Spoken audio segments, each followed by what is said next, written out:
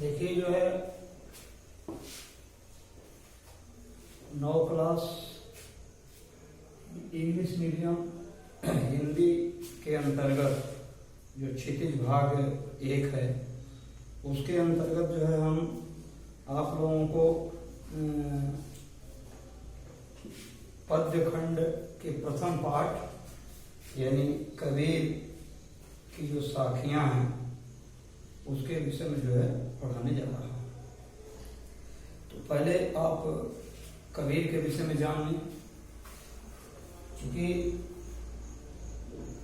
कबीर जो है कबीर दास इनका नाम है। कि तो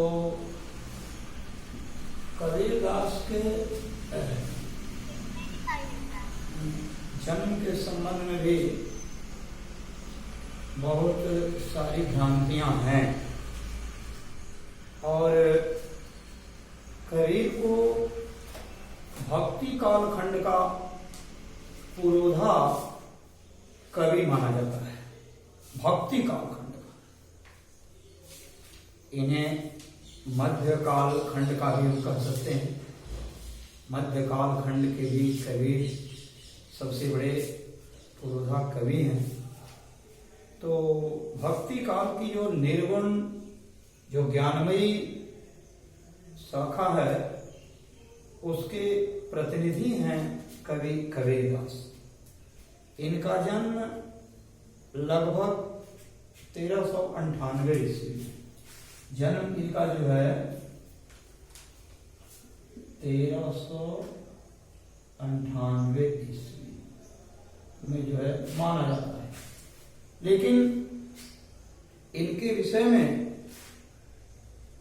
कई बातें देखने को मिलती है और इसमें बहुत सारे मतभेद भी दिखाई देते हैं, परंतु विद्वानों का यदि हम बात माने तो 1398 में इनका जन्म हुआ है और मृत्यु के संबंध में भी लगभग यही बात है। 1518 ईस्वी में इनकी मृत्यु हुई है।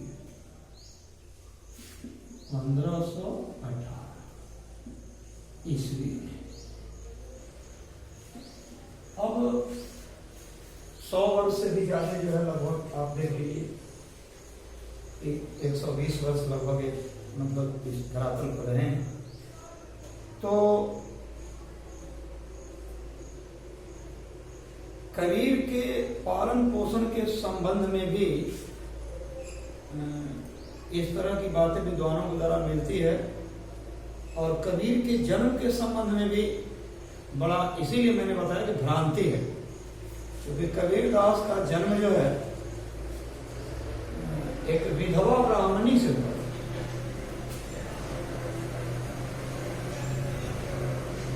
विधवा ब्राह्मणी से इनका जो है जन्म हुआ था और संसार और लोक की मर्यादा के कारण, लोक मर्यादा के कारण जो है उस विधवा ने अपने इस बच्चे को जन्म दे करके और एक मंजूषा, काष्ठ मंजूषा कह सकते हैं, मंजूषा संदूक को कहते हैं, उसी की शक्ल का बना करके और गंगा जी में वो प्रवाहित कर देती हैं। क्योंकि अपने जन्मे बच्चे को कोई माता कैसे गला दाब सके, कैसे मार सके, परंतु एक तरफ सामाजिक मर्यादा उसको ऐसा करने पर मजबूर करती है। उस परिस्थिति में वह जो है बेचारी काष्ठ की मंजूषा में उस अपने जन्मजात शिशु को प्रवाहित कर देती है जल में। और नीरू नीमा नामक जुलाहा दंपत्ति, जैसा कि मैं आप लोगों को बता दिया हूं, पति च पत्नी च, पति और पत्नी द्वंद्व समास, क्योंकि जिसमें दोनों पद प्रधान हैं। पति और पत्नी दोनों जो हैं, नीरू और नीमा, जा करके और प्रतिदिन स्नान किया करते थे। स्नान करने के क्रम में, भोर में जाने के क्रम में उन्हें एक बच्चे की रुदन सुनाई दी और रोता हुआ बच्चा को और नहीं था, एक कबीरदास जी थे, उसको ले जा करके और नीमा और नीरू नामक जुलाहा दंपति ने इनका लालन और पालन किया। किनका? कबीरदास का। तो वे पढ़े लिखे नहीं थे, यानी कबीरदास जी पढ़े लिखे नहीं थे। इनके गुरु जी का नाम है रामानंद, यानी कबीरदास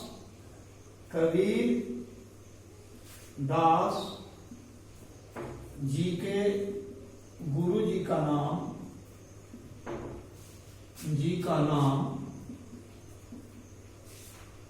रामानंद।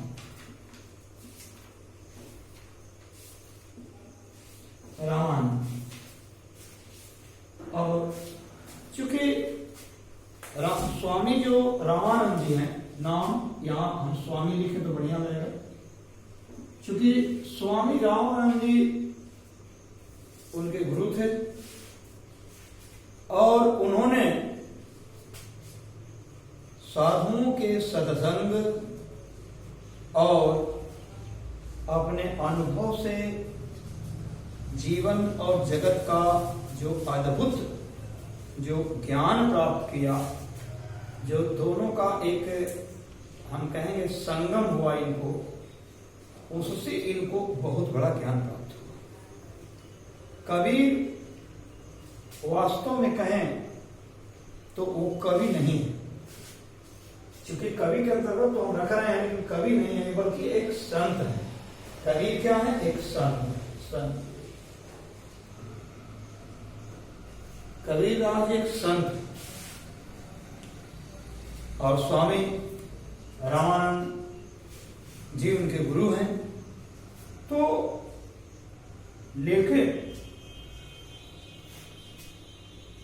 उन्होंने अपने आंतरिक ज्ञान के कारण धार्मिक जो कट्टरताएं हैं, और धार्मिक कट्टरता ही एक संकीर्णता भी है, धर्म की संकीर्णता भी धार्मिक कट्टरता ही है, इसलिए इस दोनों का विरोध हमारे संत कवि कबीरदास जी ने किया है, दोनों का विरोध किया है। इसलिए उन्होंने पुस्तकीय ज्ञान की अपेक्षा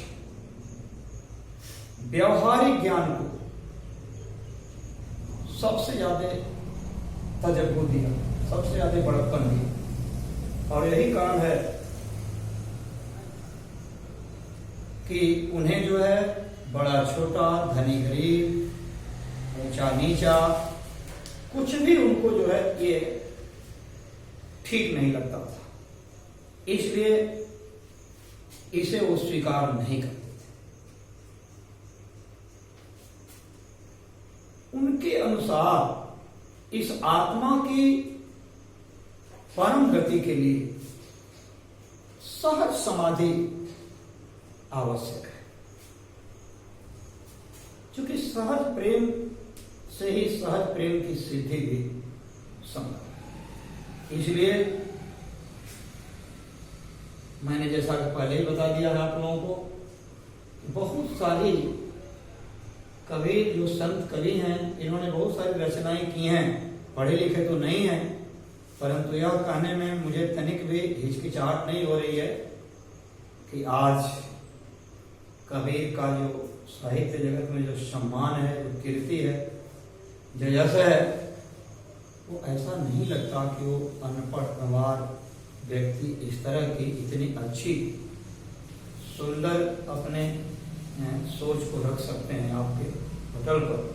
तो निश्चित तौर पर दैवी शक्ति के कारण, त्याग और तपस्या के कारण इनको जो शक्ति और ज्ञान की प्राप्ति हुई थी, आज उस ज्ञान और शक्ति के लिए बड़े बड़े PhD और लीडर भी उसके लिए तरसते हैं, लेकिन उस तरह का जो है ज्ञान और वैभव प्राप्त नहीं होता है। तो इनकी प्रमुख रचनाएं जो है वो है कबीर ग्रंथावली,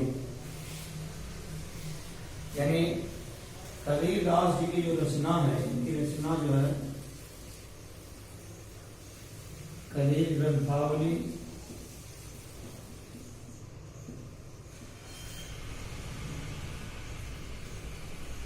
इनकी जो कबीर ग्रंथावली है वो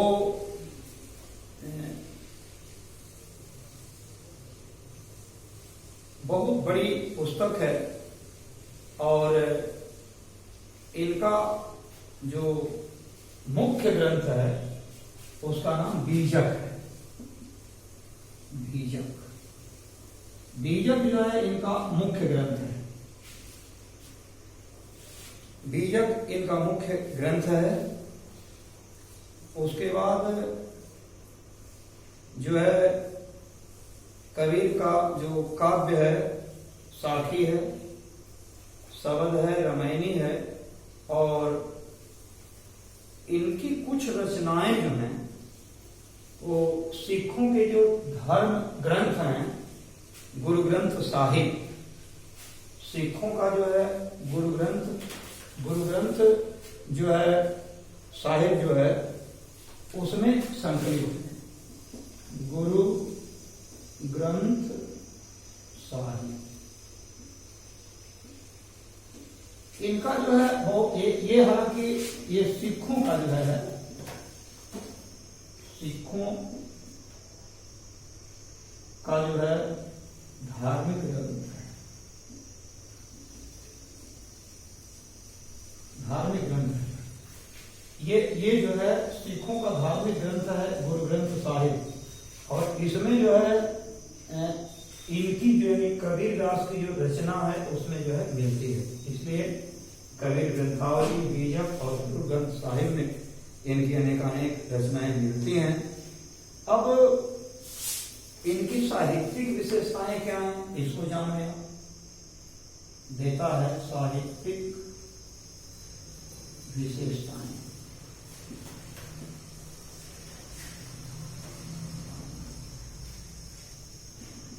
इनकी साहित्यिक जो विशेषताएं हैं उसके विषय में जो है हम लोग जान लें। कबीर दास के साहित्यिक जो व्यक्तित्व है वो बड़ा ही ओजपूर्ण एवं आकर्षक। वे सिर से पैर तक एकदम मस्त मौला, स्वभाव से अक्खर, फक्कर और घुमक्कर, आदत से, दिल से साफ, दिमागों के दुरुस्त, जन्म से अस्पृश्य थे, जैसा मैंने बताया, यानी किसी में छुआछूत की भावनाएं नहीं दिखते थे। वे अनुभव के आधार पर ही कुछ करते थे।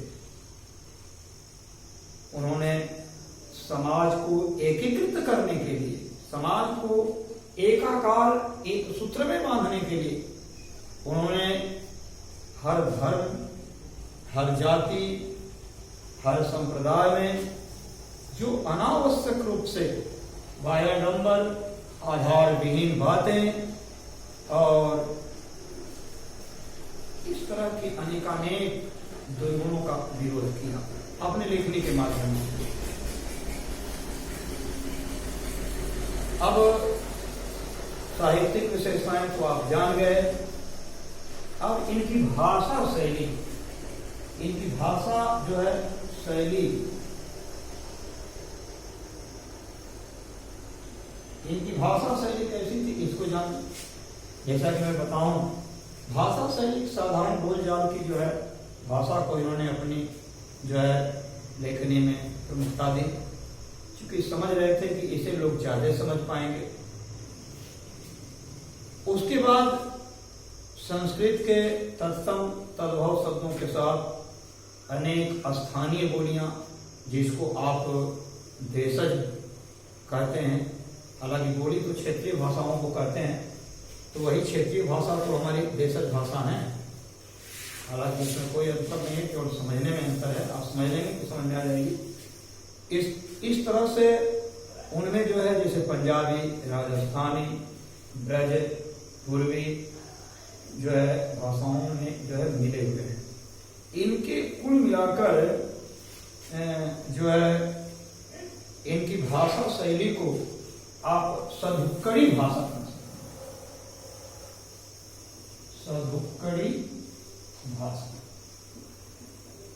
अब देखिए इसको आप हम प्रमाणित करेंगे। महात्मा और साधु जो होते हैं उनकी सधुक्कड़ी भाषा क्यों कही गई? देखिए ऐसी भाषा जो व्याकरण के किसी नियमों में बंध कर नहीं बोली जाती। क्योंकि आप देखेंगे तो इनकी बहुत सारे जो ऐसे लेखनी मिलेंगे जिसमें शुद्धता की कोई गारंटी नहीं है। क्योंकि ये इतने बड़े अपने सधुक्कड़ी भाषा का प्रयोग किए हैं कि इन्हें ग्रामर भी नहीं बांध पाया है। ऐसे बहुत सारे लोग हैं, जैसे हमारे सूरदास जी हैं, हमारे तुलसीदास जी हैं, हमारे कबीरदास, हालांकि सभी लगभग समकालीन हैं। 100-200 वर्षों के इधर उधर में सभी लोग हैं, लगभग समकालीन हैं। ये भक्ति कालखंड के ये जो है कवि लोग हैं। और सभी की हालत वही है, लगभग जैसे मैंने अभी कहा कि ये पढ़े लिखे तो नहीं है, उसी तरह वो लोग भी पढ़े लिखे नहीं, परंतु पता नहीं किसे उन लोगों के अंदर इस तरह की जो है ज्ञान की न जाने असीम भंडार कैसे इनके मन में जो है तिरोहित हो जाता है। ये बड़ी मुश्किल लगता है, सोच कर आश्चर्य भी होता है। परंतु दैवी शक्ति यदि से प्राप्त हो जाए योग और साधना से, तो फिर उसे किसी चीज की मोहताज नहीं बनना। तो इसको जो है कुछ लोग सधुक्कड़ी भाषा कहते हैं और कुछ विद्वान उसे खिचड़ी भाषा भी कहते हैं। खिचड़ी भाषा।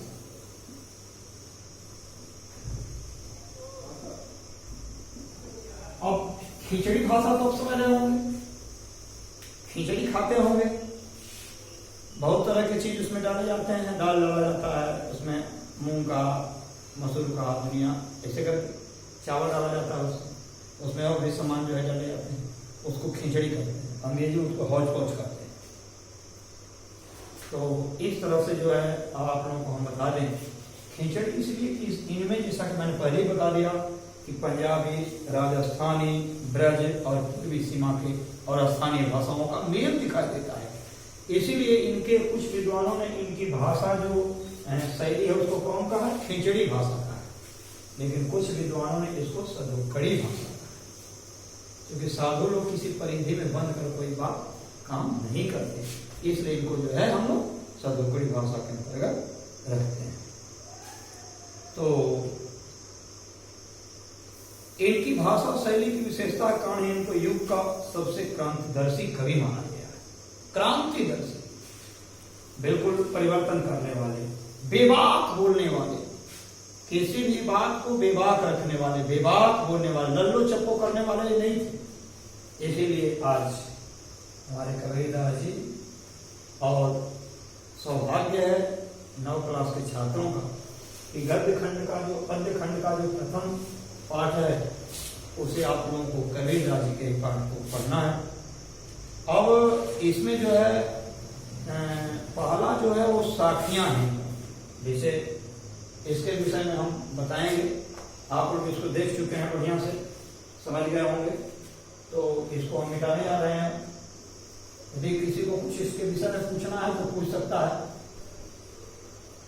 यदि किसी छात्र को कुछ विशेष जानकारी लेनी हो तो उसके विषय में वो जो है कुछ पूछ सकता है, कबीरदास जी के विषय में।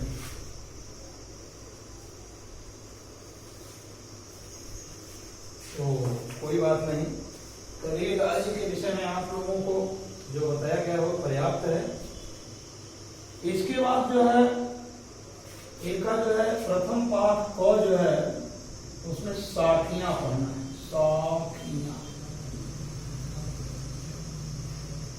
साखियां पढ़ना है।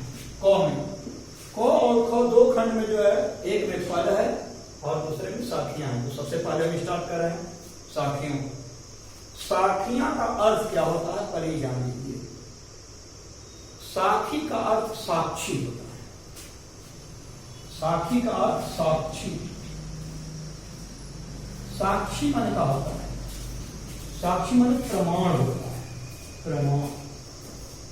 यानी साक्षी देकर करते हैं, यानी प्रमाण देकर करते हैं, किसी को प्रतिनिधि रूप में मानकर करते हैं। तो साक्षी यानी प्रमाण।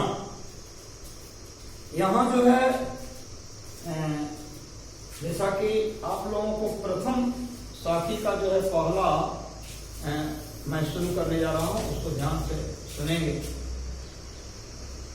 इसके बाद जो है हम फिर, ठीक है। तो देखिए, मान सरोवर शुभ्र जल हंसा के कराही, मुक्ता फल मुक्ता चुने, अब उड़ी अनंत न जान। अब देखिए इसमें भाषाओं के किस तरह से मेल कराए गए हैं। मान सरोवर जो है वो हमारा तिब्बत में है, तिब्बत में है मान सरोवर, और वो चीन का सीमावर्ती क्षेत्र है। वहां मान सरोवर झील जो है विद्यमान है, और मान सरोवर झील भगवान शंकर के जो है प्रांगण में बना हुआ है। भगवान शिव जो है उसके प्रतिनिधित्व करते हैं। कहिए, उस मान सरोवर झील की सबसे बड़ी विशेषता है कि उसका जो जल है वो बड़ी निर्मल, स्वच्छ और पवित्र है। दूसरी बात, बड़ी मीठा जल है उसका, बहुत मीठा जल है। तो मान सरोवर सुभर जल, मान सरोवर का जो जल है बड़ा सुंदर है। अरे जल का सुंदर का मतलब होता है भाई पवित्र जल, निर्मल जल, ताकतवर जल, मीठा मृदु जल, उसी को सुभर जल। क्योंकि इसी के कारण हंसा केल कराही, हंस जो है वहां बिल्कुल आनंद का अनुभव करते हैं। आनंद करना, कलोल करना, आपस में आमोद और प्रमोद करना। हंस जो है, इसलिए हंसा कहा गया, क्योंकि हंस जो है बड़े बड़े होते हैं, इसलिए हंसा केल कराही, कलोल करते हैं, आनंद का अनुभव करते हैं। मुक्ता फल मुक्ता चुगे, एकदम जैसे लगता है कि मोती की माला है, इस तरह से जल सूर्य के प्रकाश से आलोकित होता है। लगता है मोती, उसमें मोती जो है भरे पड़े हैं, ऐसा लगता है। मुक्ता फल मुक्ता चुगे, यानी हंस जो है उस पवित्र जल का पान करता है, और इतना वो घुल मिल गया है कि वैसा जल उसे कहीं प्राप्त नहीं हो रहा। इसलिए अब पूरी अनंत न जान, अनंत का अर्थ अन्यत्र होता है।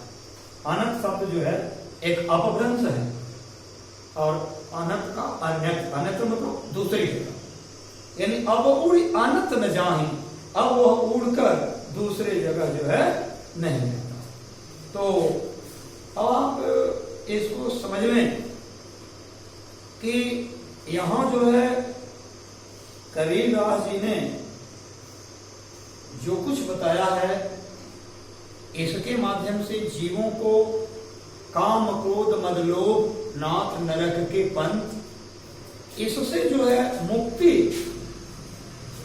पर ही आप ईश्वर को प्राप्त कर सकते हैं। और इसी के विषय में जो है हमारे कबीरदास जी बता रहे हैं। जब यह जीव सुषुम्ना मार्ग से पहुंचकर, सुषुम्ना एक नाड़ी होती है जो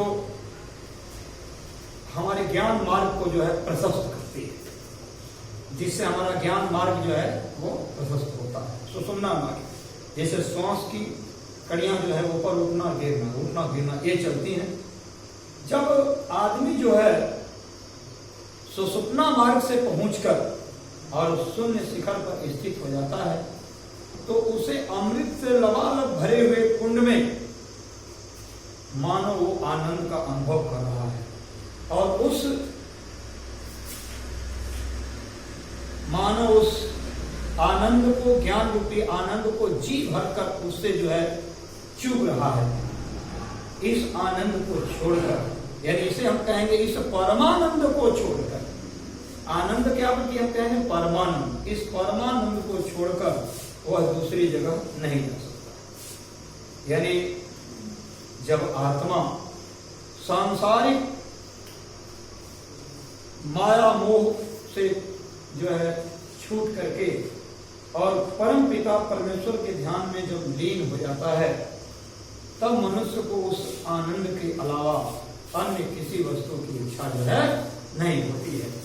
ये बात कह रहे हैं, मान सरोवर सुबजर, यह मानस जो हमारा हृदय है, इसमें जो सुषुम्ना नाड़ी है, उससे ज्ञान की जो पराकाष्ठा हमको दिखाई देने लगता है, अच्छी चीजें हमें देखने को मिलती हैं, ज्ञान मिलने लगता है, उसको हम ग्रहण करने लगते हैं, और उसमें जब आनंद की जो अनुभूति होती है, अब कुछ देखने की, कुछ करने की इच्छा नहीं होती है। जैसे गोपियों ने भी कहा कि अब हम लोग केवल कृष्ण को ही वर्ण कर चुकी हैं और कृष्ण हमारे हृदय में तिरछा हो चुके हैं। किसी पात्र में आप कोई चीज तिरछा डाल देंगे तो उसमें सीधे कोई चीज डालेंगे तो टकराहट होगी कि नहीं होगी, नीचे जाएगा। इसीलिए जो है ठीक गोपियों के अनुसार ही जब ज्ञान मार्ग सतोगुण जब आपके पास अधिक आ जाते हैं, तो हम ईश्वर के अलावे सांसारिक माया से दूर होने लगते हैं, और उसमें जो आनंद की अनुभूति होती है उसे छोड़कर कहीं और जाने की इच्छा नहीं होती है। तो देखिए, इसमें जो है कबीरदास जी ने मनुष्य को जो सांसारिक माया मोह का जो बंधन है उससे मुक्त होने की प्रेरणा दिया है।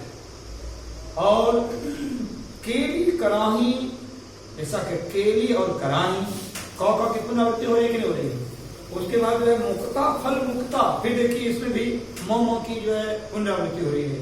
इसलिए इसमें जो है इन शब्दों में जो है वो अनुप्रास अलंकार है, यानी वर्णों की आवृत्ति को अनुप्रास करते हैं।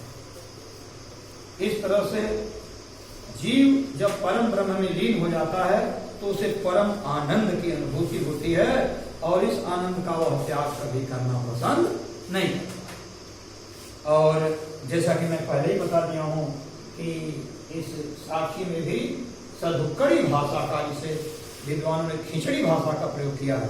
तो ठीक है, आज एक श्लोक, एक जो साखी है उसको बताए हैं, उसके बाद अगले दिन इसके आगे जो है हम लेकर आपको चलेंगे। बहुत बहुत धन्यवाद।